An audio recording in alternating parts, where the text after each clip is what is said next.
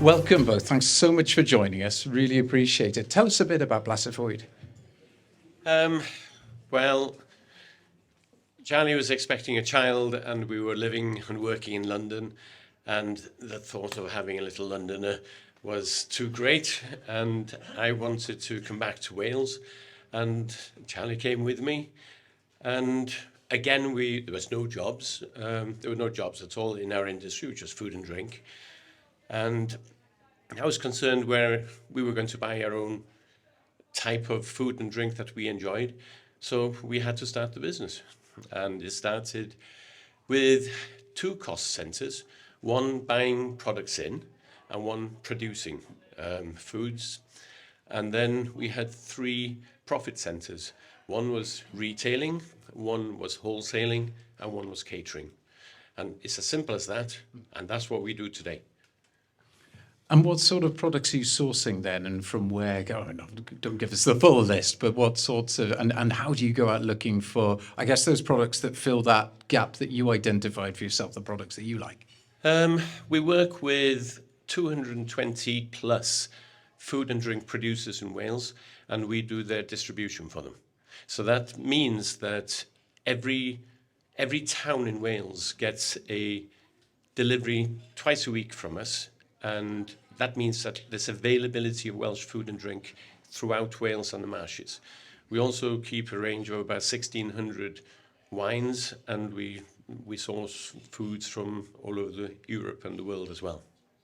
And what would your advice be then, given your own journey and starting and growing a business? What would your advice be for anyone else that had that pang of, there is a gap here, I want to pursue it?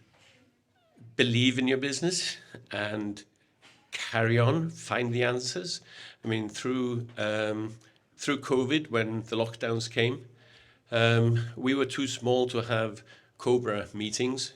So we decided to have Viper meetings whenever the 5 core people in the business needed to address a problem or a threat. Then we would just come together and come to terms with what had to be conquered, really. So we didn't stop through COVID. In fact, we ran empty vehicles around Wales for 3 months through the first lockdown. But then people just saw the vehicles that we hadn't stopped delivering. And we were opening, I think, by November 2020, we were opening sort of 3 or 4 new businesses a day. By February 21, we were opening a dozen new businesses a day. It was just nuts. And we've sustained that growth after that. That's slowed down now, but we've opened 3 new accounts today. That's fantastic. And it speaks to really good resilience as well, that, you know, and I guess a vote of faith in the people that you have around you. We've got a fantastic team. There's about 70, 75 of us working. We've just gone through a survey that Welsh Government was doing to see, and they weren't interviewing us, it was a survey carried out of our members of staff, those that wanted to participate. We had a high uptake in, and it was all secret, nothing to do with us. It was a high uptake percentage of the staff that did it.